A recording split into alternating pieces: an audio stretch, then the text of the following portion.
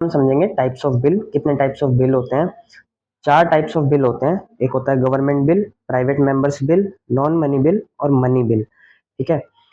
Government bill वो bill होता है जो गवर्नमेंट के द्वारा इंट्रोड्यूस किया जाता है या फिर किसी मिनिस्टर्स के द्वारा इंट्रोड्यूस किया जाता है। कोई से भी हाउस में इंट्रोड्यूस किया जा सकता है, लोअर हाउस या अपर हाउस, किसी भी हाउस में।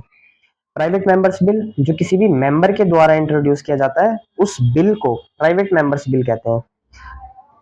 अब बाकी दो होते हैं, नॉन मनी बिल और मनी बिल। किसी भी बिल में अगर मनी की इन्वॉल्वमेंट है, यानी वो मनी से जुड़ा हुआ है, कोई गवर्नमेंट के एक्सपेंडिचर या किसी ऐसी चीज से जुड़ा हुआ है, तो वो होता है मनी बिल। जहां पे पैसे का कोई लेना देना ही नहीं है, वो होता है नॉन मनी बिल। जैसे अगर किसी चीज को अमेंड करना है, कोई नया लॉ लेके आना है जिसमें पैसे का से जुड़ा कुछ है ही नहीं, सोसाइटी में कुछ लॉ बनाना है, तो वो होगा नॉन मनी बिल। और अगर मनी से जुड़ा हुआ कुछ भी है, कुछ इन्वेस्टमेंट करनी है, कुछ बनाना है, उसके लिए कुछ बिल लेके आना है, तो वो होता है मनी बिल।